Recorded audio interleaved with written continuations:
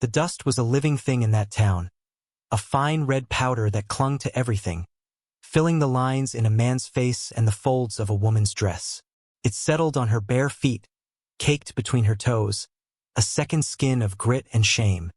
She was tied to the hitching post in the center of the square, the coarse rope biting into her wrists. The sun was a hammer, relentless and white-hot, beating down on her bowed head.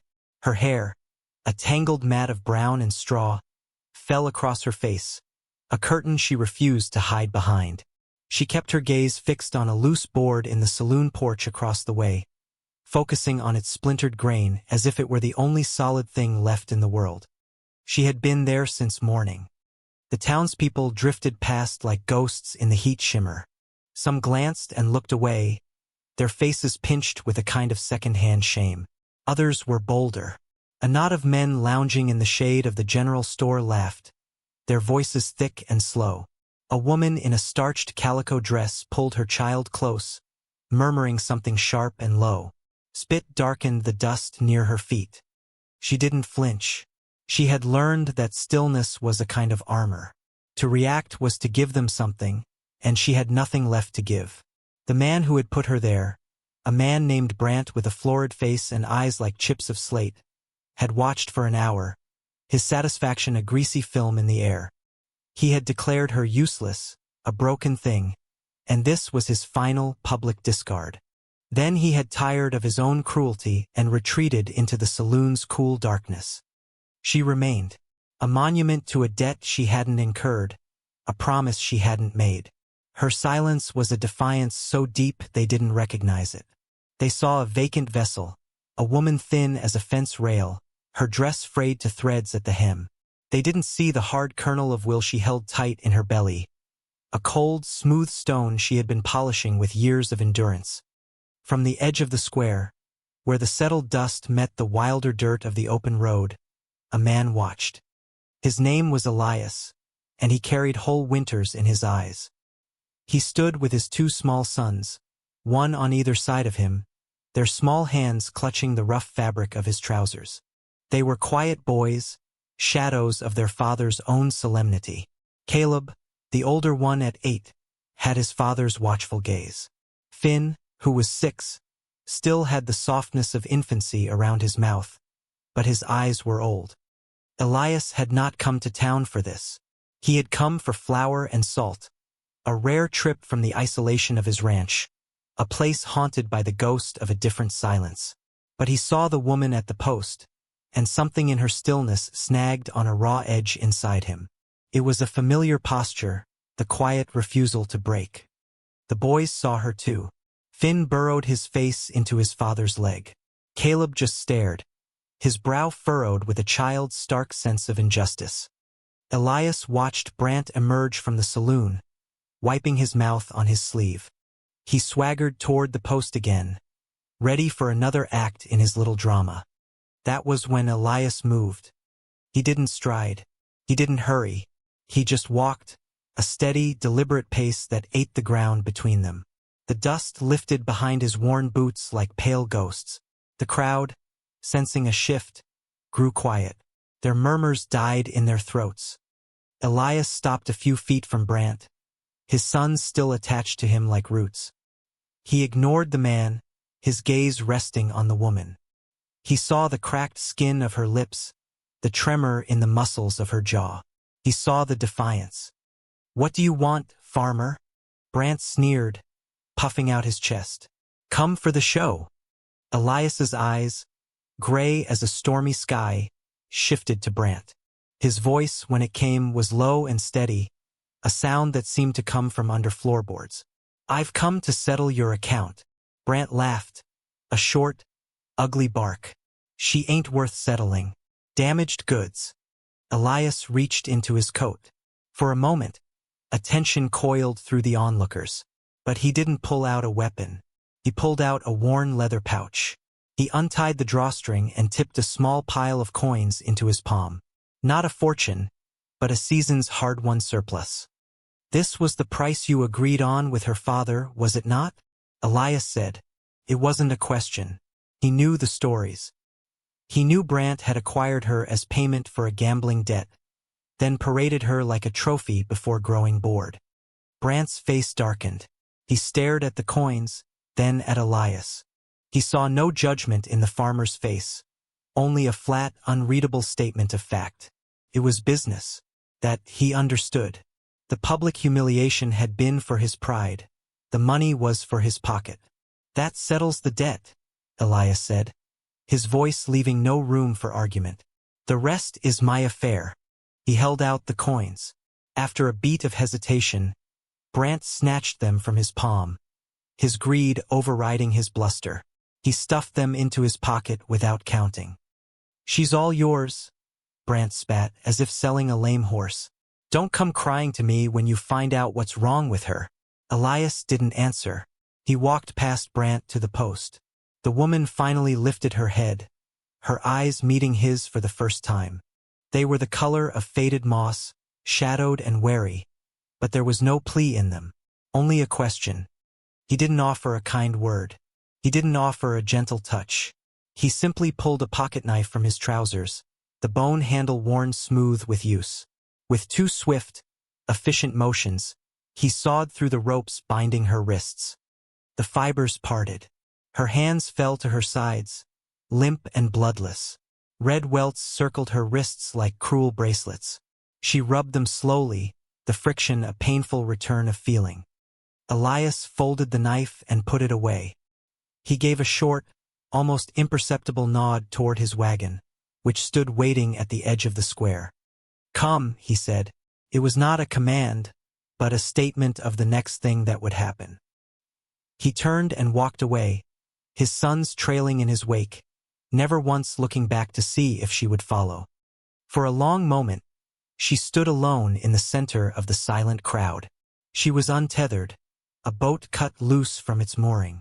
She looked at the dust, at the saloon, at the faces staring at her. Then she looked at the back of the tall, solitary man and his two small boys, walking away from her, and for the first time in a long time she made a choice. She followed. The journey was a long stretch of silence drawn taut between them. The wagon wheels groaned, a constant complaint against the baked earth. The sun beat down. The land stretched out on all sides, a vast, empty canvas of brown and gray, broken only by the skeletal fingers of sagebrush. She sat in the back of the wagon, her hands clasped in her lap. The boys sat beside their father on the bench, turned slightly so they could watch her. They were as silent as she was, their eyes wide and curious. Hours passed. The heat shimmered off the ground. Her throat felt like it was coated in the same red dust that covered her skin. Without a word, Elias reached back and offered her his canteen. It was a simple, dented tin vessel. She hesitated for only a second before taking it. The water was warm and tasted of metal, but it was the kindest thing she had been offered in a year. She drank slowly, then handed it back. Their fingers brushed for a fraction of a second. His skin was rough, calloused. She pulled her hand back as if burned. He didn't seem to notice. He just took the canteen and hung it back on its hook. The silence resumed, but something had shifted within it. It was no longer an empty void, but a shared space. They arrived as dusk was bleeding blood orange and purple across the horizon. The ranch was more of a suggestion than a reality. A small, sturdy house made of weathered timber that had gone gray with sun and wind. A barn that leaned slightly, as if tired. A web of fences stitching a patch of ground to the vast emptiness.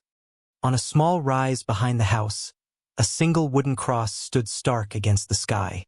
The place felt hollowed out, as if it were holding its breath. It was a reflection of the man who lived there. Functional, isolated, and haunted by a loss that was as plain as the grave on the hill. Elias reined in the horses. The sudden cessation of the wagon's groaning made the silence feel immense. Caleb unhitched the team, he said. The older boy slid off the bench and went to work with a practiced efficiency that was jarring in one so young. Finn, get the water buckets. The little one scrambled down and scurried toward a well pump. Elias turned to her. He didn't offer a hand to help her down. He waited, She gathered her ragged skirts and climbed stiffly over the side of the wagon, her bare feet landing softly in the cool evening dust. He led her to the house. The inside was sparse and clean. A main room held a stone fireplace, a heavy wooden table with 3 chairs, and shelves holding a few plates and tins. A fire was already laid in the hearth, waiting for a match. Everything was worn but cared for. He pointed to a door at the back. "That room is yours." She walked to it and pushed it open. It was small, containing only a narrow cot with a neatly folded blanket and a small, high window that looked out onto the endless plains. It was a cell, but the door had no lock. When she came back out, he had set a 4th chair at the table. On the stove, a pot of something was simmering. He ladled a thick stew into 4 bowls. He placed one in front of her, along with a chunk of dark, heavy bread. They ate in silence, the only sounds the scrape of spoons against pottery and the crackle of the newly lit fire in the hearth. The stew was simple, salt meat and root vegetables, but it was hot, and it filled a painful emptiness inside her. After they finished, he took the bowls to a wash basin. He didn't ask her to help. He did it himself, his movements economical and sure. She stood by the table, unsure of her place, of the rules of this new, unspoken contract. He finished washing and turned, drying his hands on a scrap of cloth. His eyes met hers across the quiet room. "You're safe here," he said, his voice low. "No one will lock the door." Then he turned and went to check on his sons, leaving her alone in the warm, fire-lit space. She stood there for a long time, listening to the house settle around her. The wind picked up outside, a low moan around the eaves, but inside, for the first time in memory, it was quiet. It was a quiet that did not feel like a threat. The days found their own rhythm, slow and measured as a heartbeat. She rose with the first pale light, the same as he did. The first morning, she found him already at the stove, making coffee. She watched him for a moment, then went to the broom by the door and began to sweep the floor, the soft whisk of the bristles the only sound in the house. He said nothing. He just poured a second cup of coffee and left it on the table for her. And so it began. A life stitched together with raw thread, made of unspoken agreements and parallel work. He never told her what to do, but the work was always there, plain as the dirt on their hands. She learned the needs of the house and the small yard around it. She weeded the sad little garden patch, her fingers coaxing life back into the parched soil. She mended the boys' torn shirts, her stitches small and even, a language of care her voice had forgotten how to speak. She scrubbed the floors until the wood gleamed faintly in the lamplight. He worked the land, a constant, silent battle against its indifference.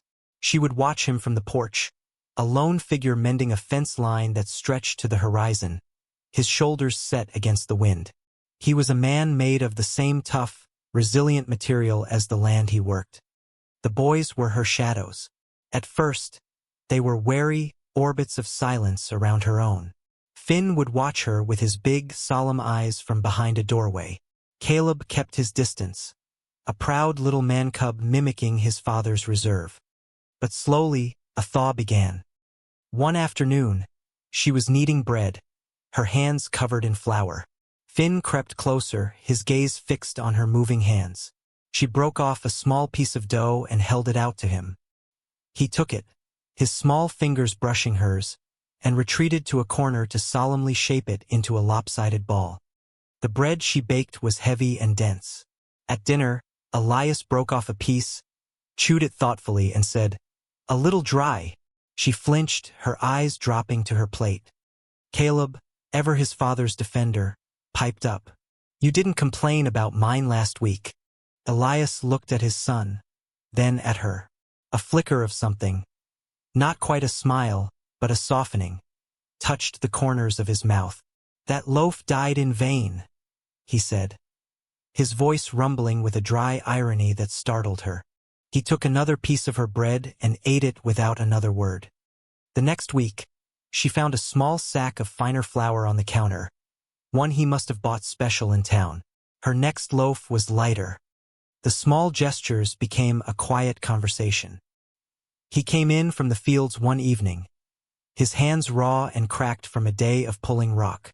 The next morning, he found a small tin of salve, one she had made from lard and herbs from the garden, sitting by the washbasin. He looked at it, then at her as she stirred the porridge but said nothing. He simply used it. One day, drawn by a pull she didn't understand, she walked up the small rise to the grave. The wooden cross was weathered, the name carved into it almost erased by time and weather. Eliza. She traced the letters with her finger. She thought of the woman who had lived in this house, who had slept in the bed he now occupied, who had borne these two quiet boys. She felt like a ghost inhabiting another ghost's life. She found a single, stubborn prairie wildflower, its purple petals a shock of color against the brown earth, and laid it at the base of the cross. Later that evening, she saw Elias standing up there, a dark silhouette against the setting sun. He stood for a long time, his head bowed. He didn't remove the flower. As autumn sharpened the air and the wind turned mean, he left a heavy wool shawl on the foot of her cot. It was old and smelled faintly of wood smoke and something else, something floral and long faded. Eliza's shawl. She wrapped it around her shoulders, and the warmth felt like a shield. The trust was a fragile thing, growing in the dark like a mushroom. It was built not on words, but on the steady accretion of shared work, of meals taken together, of warmth given and received. The nightmares were the only thing that could shatter the quiet routine. They came without warning, dragging her back to the noise and the spit and the crushing shame of the town square. She would wake with a choked cry, her heart a frantic bird against her ribs, the phantom feel of the ropes on her wrists. One night it was particularly bad.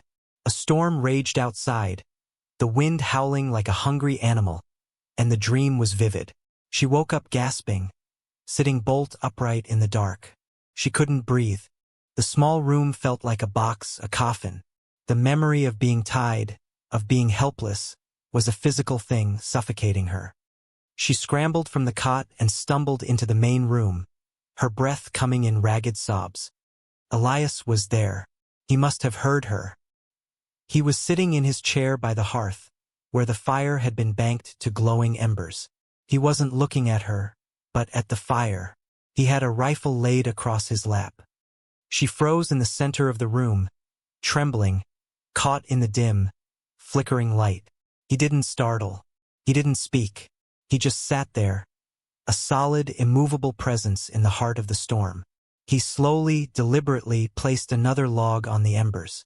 Sparks flew up the chimney, and the flames leaped, pushing back the shadows. He didn't ask what was wrong. He didn't offer comfort. He just stayed. He kept watch. His presence was an anchor in the swirling chaos of her fear. She stood there until her breathing slowed, until her heart stopped its frantic hammering. She finally found her voice, a thin, rusty thing. Why? It was not the question she had meant to ask. She had meant to ask why he was awake, why he was sitting there. But the other question, the one that had lived in her since that day in the square, was the one that came out. Why did you take me? He turned his head and looked at her then, his face carved by the firelight and shadow. His gaze was direct, stripped of all pretense. The boys, he said, his voice quiet but clear over the sound of the wind. They needed something softer than me. He paused, his gaze dropping back to the fire. And the house was too quiet. A man can go mad from the quiet. It wasn't a declaration of affection. It was a confession of need, an admission of his own brokenness. It was the truest thing anyone had ever said to her. She didn't go back to her room. She sank to the floor on the worn rug before the hearth, wrapping Eliza's shawl tight around her. He said no more. They sat there together in the firelight, two solitary souls sharing a space, listening to the storm rage outside while a fragile peace settled within. The fire only changes everything if something new is waiting in the ash. The peace was a delicate bloom in a harsh land. It was destined to be tested. The harbinger came on a crisp, clear afternoon when the sky was a brittle blue. It came in the form of a rider on the horizon, a dark speck that slowly grew into the familiar, arrogant shape of a man on a fine horse. Elias saw him first. He was splitting wood by the barn, the rhythmic thud of the axe a steady part of the day's sound. He stopped mid-swing, the axe held motionless in the air. His whole body went rigid. She was hanging laundry on the line, the clean, damp smell of the fabric a small comfort. She saw Elias freeze and followed his gaze. Her stomach clenched into a cold, hard knot. Even from a distance, she knew. It was Brant. The boys, who had been playing a game with stones near the porch, sensed the change in the air. They scrambled to their feet and ran to their father, hiding behind his legs like they had in the town square. Brant didn't ride up to the house. He stopped at the fence line, a symbolic barrier that Elias had built with his own hands. He sat on his horse, looking the place over with a contemptuous sneer, his presence a poison seeping into the air. He was cleaner now, wearing a new coat. He looked prosperous, which only made him seem more dangerous. Elias set the axe down carefully. He put a hand on each of his son's shoulders. "Go inside," he said, his voice low and tight. Stay inside." Caleb hesitated, his small face a mask of worry. But a look from his father sent him scurrying toward the house, pulling his younger brother with him. Elias walked toward the fence, his stride as measured and deliberate as it had been that day in town. He stopped on his side of the barrier, leaving a good 10 feet of ground between himself and Brant. He waited. She watched from the porch, her hands gripping the worn wood of the railing, her knuckles turning white. The wet laundry flapped on the line around her, a frantic dance in the sudden breeze. Her heart hammered against her ribs, a wild drumbeat of fear. But this was a different fear. It was not the passive, resigned terror of the victim. It was the sharp, active fear of someone with something to lose. "Farmer," Brant called out, his voice slick with false cordiality. "I see you've put my property to work." He gestured with his chin toward her and the laundry. Elias's face was stone. "She's not your property. I paid your price." Brant laughed, the sound ugly and out of place in the vast quiet. "That was for her debt. Pittance. It didn't buy you her title. By rights, she's mine to claim back whenever I see fit." A man gets sentimental about his possessions. His eyes slid over her, possessive and crude. She felt the familiar, sickening crawl of objectification, of being reduced to a thing. But this time, it wasn't just shame she felt. It was rage. A cold, clean rage that burned away the last vestiges of her fear. "She has a name," Elias said, his voice dropping to a dangerous calm. "And this is my land. You're not welcome here." "Your land?" Brant scoffed. "This pathetic patch of dust? I came to collect what's mine. I've had a better offer for her from a man downriver. A man who appreciates fine things, even if they're a little used." The threat was clear. He wasn't just here to taunt them. He was here to take her, to sell her. The world she had escaped was reaching out to pull her back in. She saw a flicker in Elias's jaw, the only sign of the fury he held in check. He was a man of peace, but she saw the violence he was capable of coiled tight within him. He was being pushed. But before he could speak, before he could act, she moved. She let go of the porch railing. She walked down the steps and across the dusty yard until she was standing just behind Elias's shoulder. She was no longer hiding. She was a part of this line he had drawn in the dirt. Brant's eyes widened in surprise, a flicker of uncertainty in their depths. He had expected her to be cowering inside. Elias didn't look at her, but she felt him acknowledge her presence. A subtle shift in his stance, a broadening of his shoulders. They were a wall. "I am not a thing," she said. Her voice was thin from disuse, fragile as a bird's wing, but it carried across the yard with perfect clarity. It was the first time she had spoken a full sentence to a man other than Elias since she had arrived. The sound of her own voice surprised her, strengthened her. Brant stared at her, his mouth falling slightly open. She took another step, coming to stand beside Elias, not behind him. She looked Brant directly in the eye. "I am not yours," she said, her voice stronger now. I was never yours. Elias's hand moved, almost imperceptibly, his fingers brushing the back of her arm. It was not a gesture of protection, but of solidarity. A current of strength passed between them. Brant recovered, his face flushing a deep, ugly red. His surprise curdled into fury. You ungrateful bitch. I'll teach you your place, he made to dismount, his hand going to the riding crop hooked on his saddle. You'll do no such thing. Elias's voice cut through the air, sharp and cold as ice. You'll get on your horse and you will ride away from my home, and you will not come back. If I see your face on my land again, I will plant you on it. The threat was plain, delivered with a chilling certainty that left no room for doubt. It was not the hot-blooded boast of a man like Brant, but the cold promise of a man who understood the finality of the earth. Brant froze, his hand hovering over the crop. He looked from Elias's granite face to the woman's unyielding stare. He saw not two broken people but a fortress.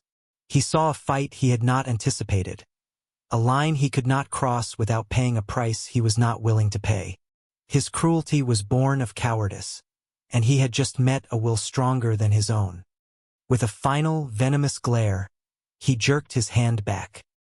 He yanked hard on the reins, turning his horse so sharply that it whinnied in protest. You'll regret this, farmer, he spat. Both of you.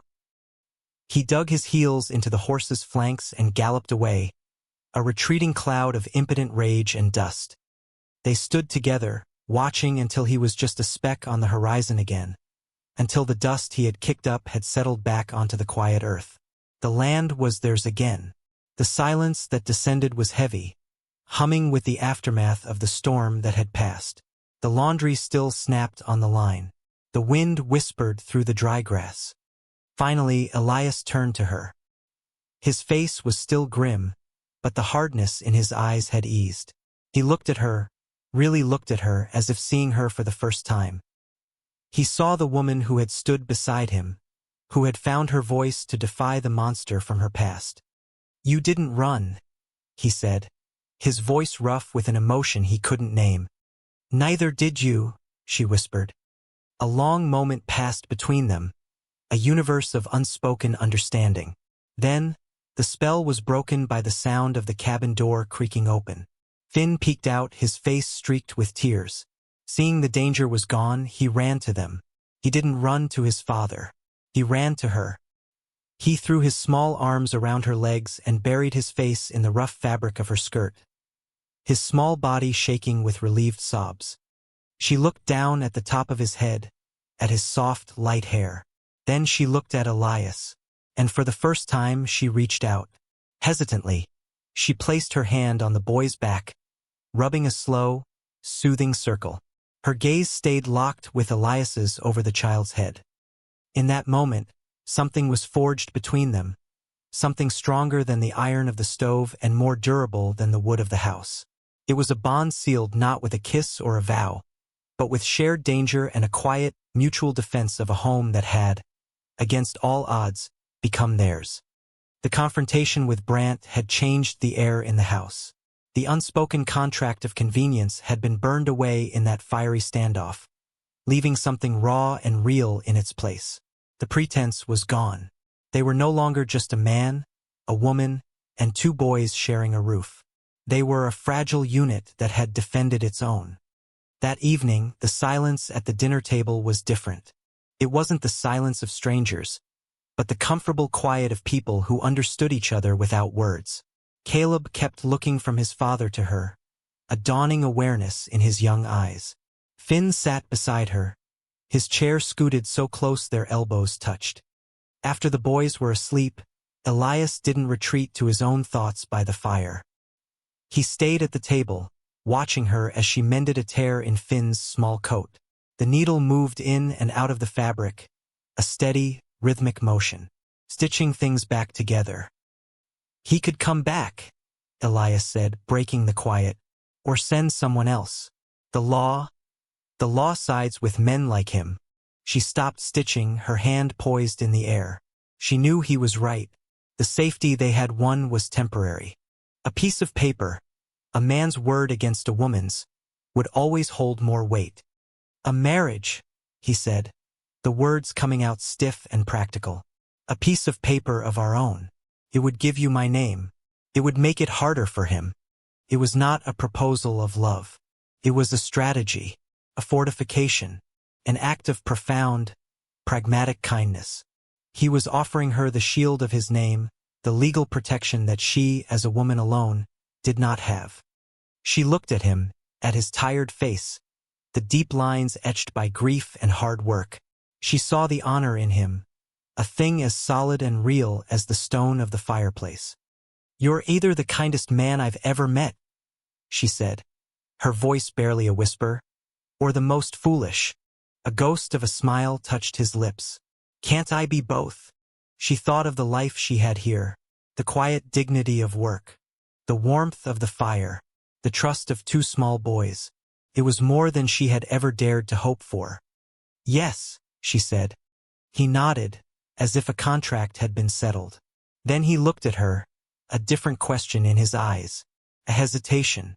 "I don't know your name." It was true. In all this time he had never asked and she had never offered. She had been the woman, it had been a part of the armor, a way to keep the last piece of herself separate from the person who had been tied to that post. She set the coat down in her lap. She took a breath. "Lena," she said. He let the name hang in the air for a moment, as if testing its weight. "Lena," he repeated, and the way he said it, it sounded like a homecoming. It sounded solid, real. It was the first time she had felt like her name belonged to her in years. "I'm Elias," he said, though she already knew. "And the boys are Caleb and Finn." The naming was a baptism, a formal beginning. They were no longer just archetypes, the farmer, the woman, the boys. They were Elias and Lena, Caleb and Finn. The next morning, Lena took the ragged, filthy dress she had arrived in, the one that clung to her like a shroud of her past. She walked to the iron cook stove, opened the hatch and fed the dress to the flames. She watched it curl and blacken, the fabric of her humiliation turning to gray ash and smoke that drifted up the chimney and disappeared into the vast blue sky. It was a funeral and a liberation. That week, Elias rode to the nearest settlement, a different one further south, and came back with a circuit judge.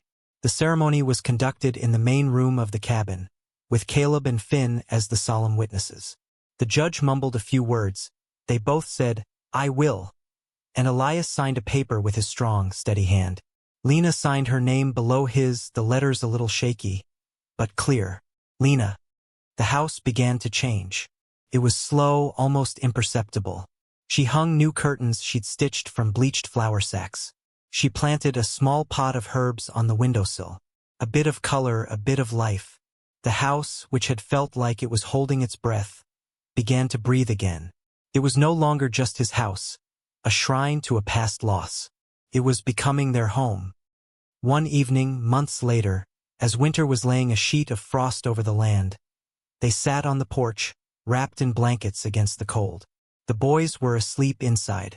The sky was a deep velvet black, studded with a million sharp, brilliant stars. The silence between them was no longer a space to be filled, but a comfort to be shared. He had rebuilt a section of burned fence that day, a remnant of some old trouble on the ranch. She had spent the afternoon rendering tallow for candles that would see them through the long winter nights. They were tired, the good kind of tired that comes from useful work. "Eliza would have liked you," he said, his voice quiet, looking out at the dark plains. It was the first time he had spoken his late wife's name to her.